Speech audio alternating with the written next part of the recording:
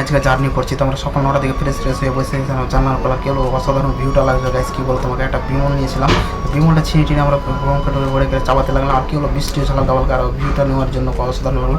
তো সবার সঙ্গে গল্প করতে লাগলাম, অসাধারণ। আমাদের লাইটটা অত ভালো হচ্ছে না। আমরা এখানে 2-3 ঘন্টা জার্নি করার পর আবার আমরা নামলাম এখানে।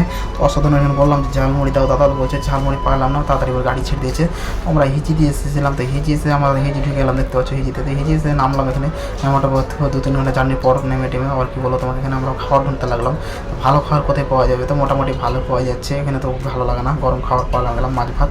তো মাছ ভাতটা খেলাম, অনেক শ্রদ্ধা হতে লাগলো, মোটামুটি চলার মতনই আছে।